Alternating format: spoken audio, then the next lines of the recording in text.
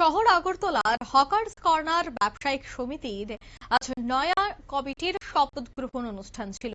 নবনির্বাচিত সদস্য আজ শপথ গ্রহণ করলেন। আগরতলা হকার্স কর্নারের নবনির্বাচিত পরিচালন কমিটির শপথ গ্রহণ অনুষ্ঠানে উপস্থিত ছিলেন রাজ্যের মুখ্যমন্ত্রী। এদিন রক্তদান শিবিরেরও আয়োজন করা হয়। এছাড়া উপস্থিত ছিলেন deputy mayor Monika Das Dutta, councillor Ratna Dutta সহ অন্যান্যরা।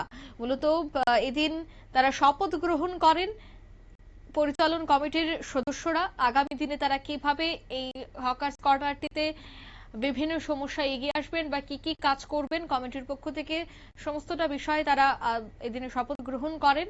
অন্যদিকে রক্তদান শিবিরটি আজ ঘুরে দেখেন রাজ্যের মুখ্যমন্ত্রী ডক্টর মানিক সাহা, রক্তদাতাদের উৎসাহিত করেন। এ বিষয়ে কি বলছেন মুখ্যমন্ত্রী, শোনাবো। এখানে এই যে ফুয়েল নিয়ে নানাভাবে চেষ্টা করা হচ্ছে, ইথানল যে তার যে মিশ্রণ পেট্রোলের সাথে, এখানেও দেখা গেছে যে সাইন্টিফিক্যালি এটাকে অ্যাপ্রুভ করেছে, তারপরে এটাকে নিয়েও নানাভাবে চেষ্টা করছে। আজকে জেএনজি নিয়ে মাননীয় প্রধানমন্ত্রী যে কথা বলছেন, যারা যুবক সম্প্রদায় আছেন তাদের সাথে রাত্রিবেলায় উনি কথা বলেছেন, ওনাদের উদ্দেশ্যে বার্তা দিয়েছেন একের পরে। কারণ যারা 65% আমাদের পপুলেশন হিউম্যান রিসোর্স, তাদের কথা যদি না শুনি আমরা, কাজ করতে গেলে অনেক সময় সমস্যা হতে পারে। সবকিছু একদম one proof all over proof সম্ভব না, প্রবলেম হতেই পারে। কিন্তু আপনারা দেখেন যে সাথে সাথে আমাদের সরকার তাদেরকে মান্যতা দিয়ে, তাদেরকে যে জেএনজিকে সম্মান দিয়ে সেই কাজটা করেছে। তো সেগুলো বুঝতে হবে আমাদের।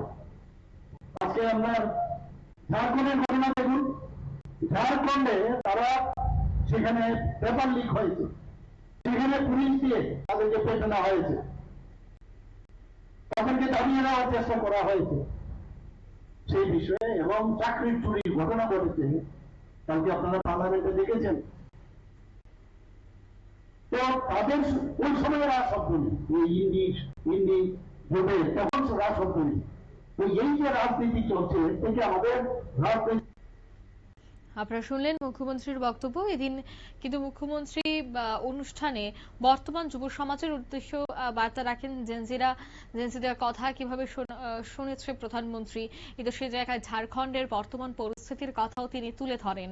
অন্যদিকে রক্তদান শিবিরের মতো এই কর্মসূচি আগামী দিনেও যেন করা হয় সে আহ্বানও রাখেন মুখ্যমন্ত্রী। নিয়ে নিচ্ছি ছোট্ট একটি বিজ্ঞাপন বিরতি, সঙ্গে থাকুন।